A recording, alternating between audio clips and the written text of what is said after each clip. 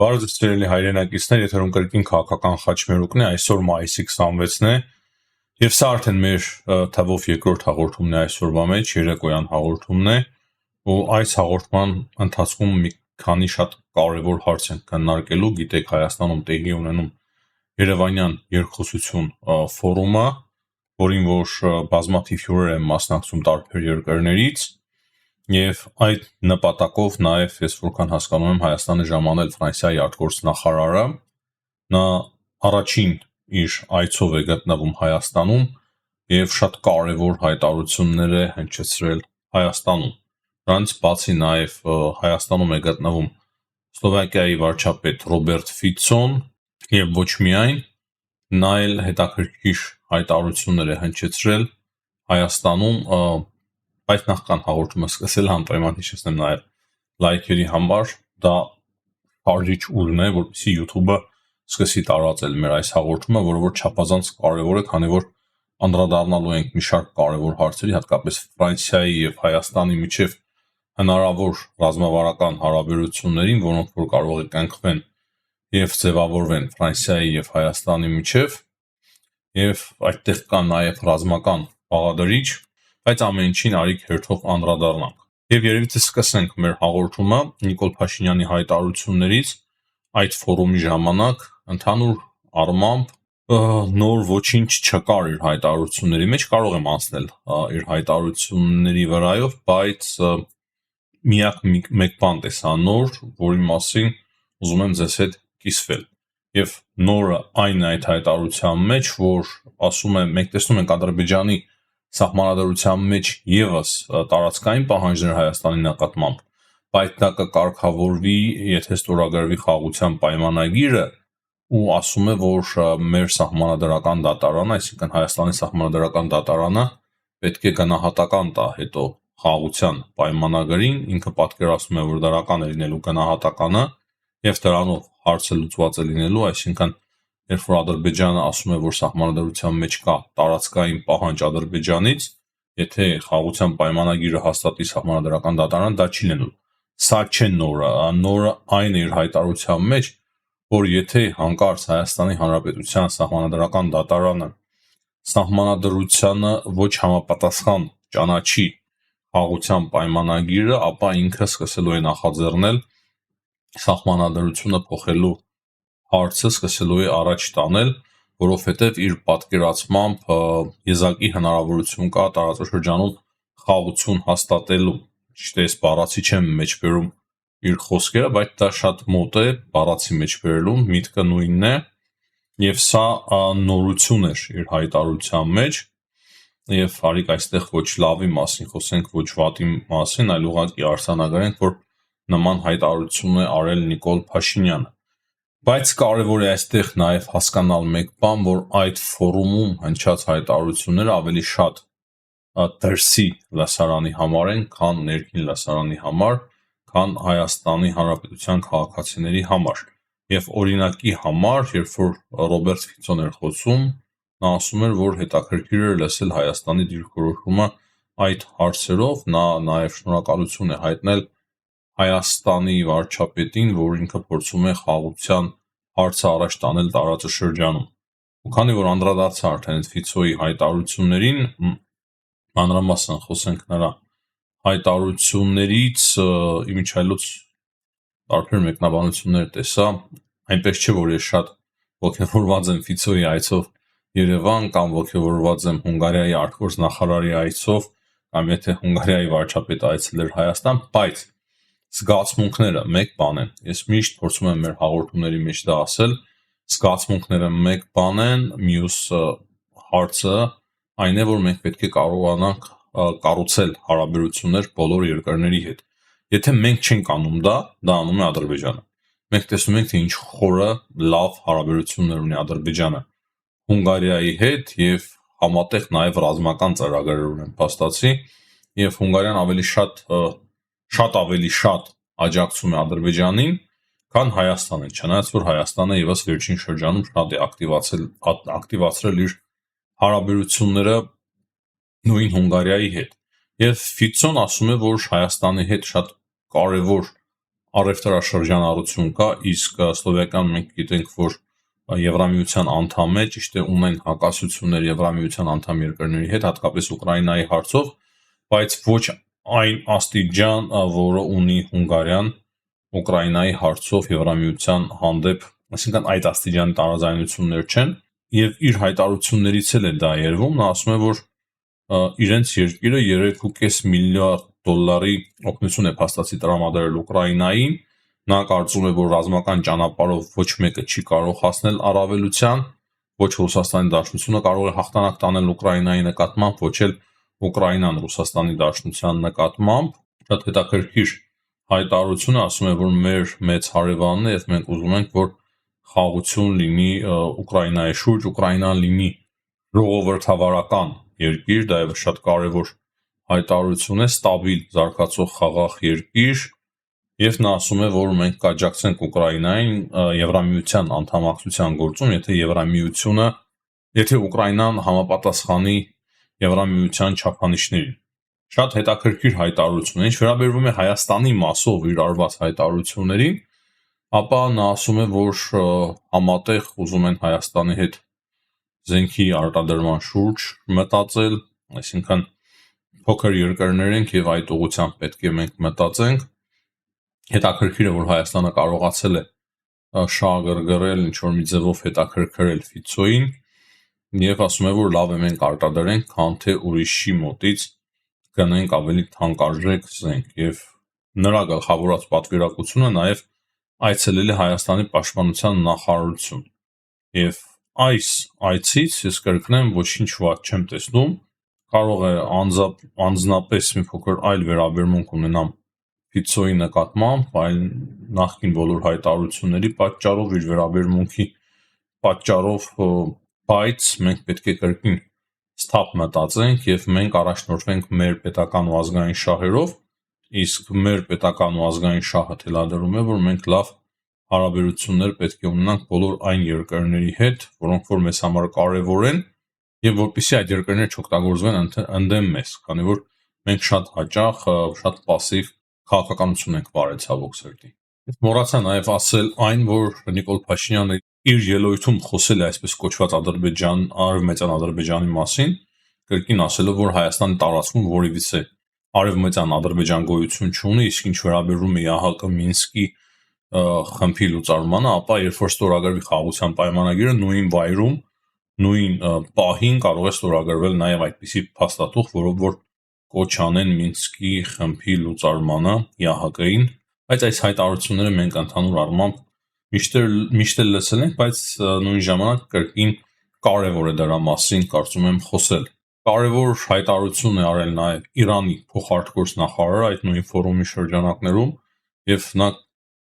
եւս կրկին մեկ անգամ ասել է, որ ոչ միջանցք չի կարող լինել եւ միջանցքները նրա համար են, որ տարածաշրջանի երկրները կտրեն միմյանց։ Խոսքը Իրանի եւ Հայաստանի մասին է եւ ասում է, որ նման բան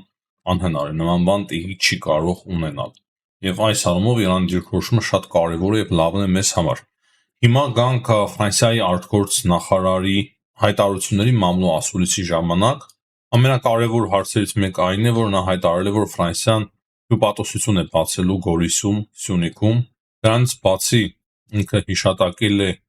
Լեռնային Ղարաբաղից բռնի գաղթածներին, ասելով, որ Ֆրանսիան շատ ուշադիր է այդ հարցերի շուրջ եւ Ֆրանսիան աջակցում է Լեռնային Ղարաբաղից հաստատի տեղահանված ժողովրդին, հիշել է ցեղասպանության 110-րդ տարելիցը, ինչը եւս չափազանց կարևոր է, բայց ամենակարևոր հայտարարությունները այն մասին են, որ Ֆրանսիան եւ Հայաստանը մտադիր են իրենց հարաբերությունները հասցնել արդեն ռազմավարական մակարդակի, չնայած որ ֆորմալ առումով այդ հարաբերությունները այդպիսին էին, բայց հիմա կոնկրետ փաստաթուղթ է պատրաստվելու, որ Հայաստանը եւ Ֆրանսիան պաշտոնապես արդեն դառնան ռազմավարական գործընկերներ։ Այս մասին եւս ես բազմիցս խոսել եմ, եթե հիշում եք սիրելի հայրենակիցներ, եւ ուղղակի զարմանք եմ հայտնել, թե ինչու Ֆրանսիա եւ Հայաստանի միջեւ գոյություն չունեն ռազմավարական հարաբերություններ թղթի վրա։ Խոսել են նաեւ ռազմական համագործակցության մասին, Ֆրանսիան եւ Հայաստանը բազմաթիվ ոլորտներում ռազմական ոլորտների մասին է խոսքը համագործակցում են, ինչպես մասնագետների վերապատրաստման հարցով են համագործակցում, այնպես էլ զենքի մատակարարման պահով են համագործակցում եւ Ֆրանսիայի արտգործնախարարը ասում է, որ այդ համագործակցությունը ել ավելի է խորանալու, զենքի մատակարարումները նույնպես եւ նպատակը այն է, որ Հայաստանը կարողանա ամրացնել իր պաշտպանունակությունը եւ ամրապնդի իր սուվերենությունը։ Չափազանց կարևոր հայտարարություն է սա մեզ համար եւ սա փաստացի փշրում է այն մարդկանց թեզերը, ովքեր որ ասում են, թե Ֆրանսիան դադարեցնում է Հայաստանի հետ ռազմական համագործակցությունը։ Ես էլ էի մի պահ կասկածի տակ ընկել, եթե դուք հիշում եք, կասկածի մեջ ընկել,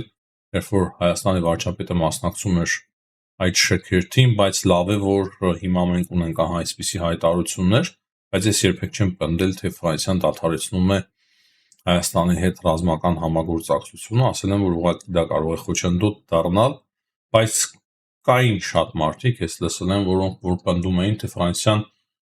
այլևս չի համագործակցելու Հայաստանի հետ ռազմական առումով եւ դադարեցնելու է զենքի մատակարարումը,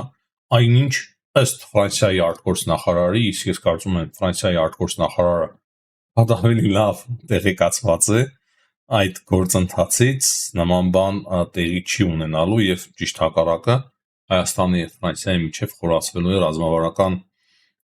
գործընկերությունը, հարաբերություններ են ձևավորվելու եւ ռազմական կոնկրետ համագործակցությունը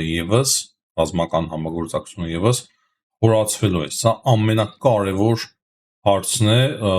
ամենակարևոր տեղեկությունն է, որը որ մենք այսօր ունենք, այսինքն Ֆրանսիան հստակ վերահաստատում է իր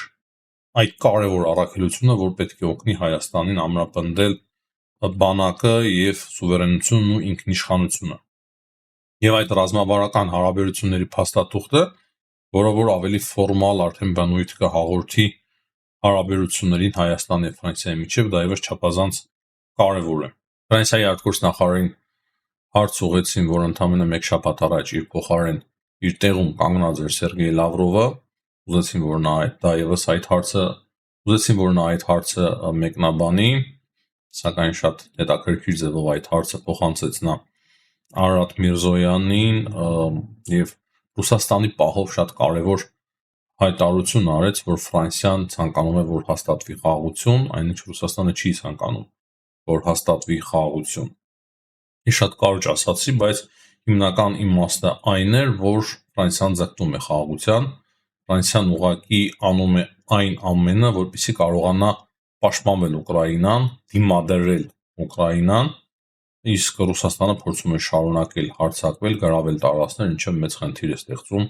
եվրոպական անվտանգության համար։ Հիմնական ուղերձը դա էր Ֆրանսիայի արտգործնախարարի այդ հարցերին։ Ինչ վերաբերվում է միջազգային կարևոր իրադարձություններին, դրանք եւս միասին հիմա փորձենք քննարկել։ Այսօր չափազանց կարևոր հայտարարություն է արել Գերմանիայի նոր կանցլեր Ֆրիդրիխ Մերցը, եւ նա ասում է, որ այլևս խոչընդոտներ չկան հեռահար հրթիռների համար, մատակարարման համար եւ հեռահար հրթիռներով հարվածների համար Ռուսաստանի տարածքում, այդպիսի սահմանափակումներ այլևս ոչ Գերմանիան է մտցնում, ոչ Ֆրանսիան եւ ոչ էլ Միացյալ Նահանգները, փաստացի ըստ այդ հայտարարության։ Եվ դրանից հետո միանգամից տեղեկություն տարածվեց, որ արդեն Գերմանիան թույլ է տալու, որպեսզի հեռահար հրթիռներ տրամադրվեն կոնկրետ Ուկրաինային, այնինչ նախկինում չէր թույլ տալիս, հիմա արդեն թույլ է տալու եւ խոսքը կոնկրետ Տաուրոս հրթիռների մասին է եւ երբ որ մենք տեսնում ենք այդ հեռահար հրթիռների խոցման հնարավորությունները, ուղղակի այդ ամենը մեզ ապշեցնում է եւ Ռուսաստանը կարծում եմ շատ բարդ իրավիճակում կարող է հայտնվել, բայց շատ կարևոր է հասկանալ, որ հիմա դա տեղի ունենում այն բանից հետո, երբ որ 3 հարձակում տեղի ունեցավ ուկրաինական քաղաքների վրա, ամենասարսափելի հարձակումներից մեկն էր, եթե չասենք ամենասարսափելին, եւ սա փաստացի լուրջ ազդել է նաեւ արդեն Ֆրանսիայի եւ Գերմանիայի ղեկավարության վրա, ինչպես նաեւ Մեծ Բրիտանիայի, եւ եթե Ամերիկայի Միացյալ Նահանգների անունն են տալիս, հնարավոր է նաեւ Ամերիկայի Միացյալ Նահանգները եւս նման որոշում են կայացնում եւ պատասխանը դա է լինելու, որ հեռահար հրթիռներով շատ ավելի հեռահար հրթիռներով հիմա արդեն թույլ տան եւ նաեւ մատակարարեն Ուկրաինային եւ Ուկրաինան հնարավորություն ունենա արդեն հարվածներ հասցնելու Ռուսաստանի խորքը եւ այն իմ պնդումները, որ պատերազմը ավելի է հասկանալու, ավելի է խորանալու, ավելի դաժան է դառնալու, փաստացի դա հիմա տեղի է ունենում։ Միջայլոց Պեսկովը սկսել է շնորհակալություն հայտնել Դոնալդ Թրամփին իր բանակցային գործընթացի ակտիվացման համար եւ նա ասում է, որ Պեսկովը ասում է, որ շատ կարեւոր է, որ Ուկրաինայի հետ հիմա որոշում է ձեռք բերվել շարունակել բանակցությունները եւ դրա համար Ռուսաստանի Դաշնությունը շատ շնորհակալ են Թրամփից, բայց հիշում եք նաեւ Թրամփի հայտարարությունը, առավոտ մենք խոսել էինք դրա մասին, որ նա ասում էր, թե գժվել է ուղղակի Վլադիմիր Պուտինը, իրեն անհնար է ճանաչել, դա Թրամփն էր ասում, եւ էլի շատ ուրիշ բաներ է ասել այդ հարձակումից հետո, հրթիռային դրոնային, գիտեք, երեկվա հարձակումը։ Ես ուղղակի փորձում եմ ավելի մանրամասնորեն բացատրել, չգիտեմ ինչքանով անհրաժեշտություն կա այդպես մանրակրկտորեն բացատրել, բայց հիմա փաստացի Պեսկովը հայտարարում է, որ Ռուսաստանի Դաշնության նախագահը առաջնորդվում է պետական եւ ազգային շահերով եւ այդպիսի հրամաններ է տալիս եւ նրանք հիշում են այն, որ մայիսի 9-ի ժամանակ հիշում եք դրանից առաջ փաստացի Զելենսկին ասում էր, որ հա մենք կարող է հարվածենք նաեւ շքերթին, հիմա դա են հիշեցնում, ասելով, որ Զելենսկին ահաբեկում էր այն երկրների առաջնորդներին, որոնք որ այցելում էին այդ օրերին Մոսկվա եւ հիմա փորձում են կապել այդ հարվածները դրա հետ։ Շատ հետաքրքիր է փոխվում իրավիճակը, շատ անընդհատ մենք դինամիկ փոխվող իրավիճակ ունենք եւ նաեւ մեկ բան է փոխվել հիմա ռուս-ուկրաինական պատերազմում, եթե նկատել եք տենդենսը, որ ռուսական օդանավակայանները ոչ միայն մոտ գտնվող Ռուսաստան-Ուկրաինայի սահմանին համեմատաբար, այլ նաեւ Մոսկվան շատ անգամ կաթվածահար է եւ մեծ խնդիրներ են ստեղծվում օդանավակայանների համար, ոչ կարող են իջնել ինքնաթիռները, ոչ էլ կարող են օդ բարձրանալ եւ դա դառնում է գրեթե ամենօրվա ռեժիմ, ամենօրվա տենդենս եւ դա շատ լուրջ, շատ մեծ, կարելի ասել հնարավոր է նաեւ ամենամեծ խնդիրներն է ստեղծում արդեն Ռուսաստանի Դաշնության համար։ Եվ հիմա տեսնենք, թե այդ ամենին պատասխանը ինչպիսին է լինել Ռուսաստանի Դաշնության, այդ հրթիռները եւ դրոնները մենք տեսանք, բայց աշխարհը սպասում է Ռուսաստանի Դաշնությունից լրիվ ուրիշ բան, բոլորը սպասում են, որ Ռուսաստանի Դաշնության նախագահը ի վերջո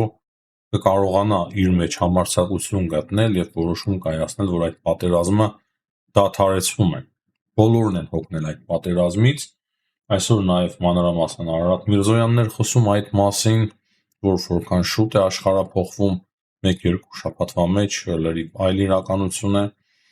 եւ իրոք այդպես էլ կա։ Շատ շուտ է աշխարհը փոխվում, մենք էլ դժվար ենք հասցնում այդ փոփոխվող աշխարհի հետևից հասկանալ, թե իրականում ինչ է տեղի ունենում։ Հիմա հաստատի ես կրկին մեկ անգամ ասեմ, որոշում է կայացվելու ավելի հեռահար հրթիռներ տրամադրել Ուկրաինային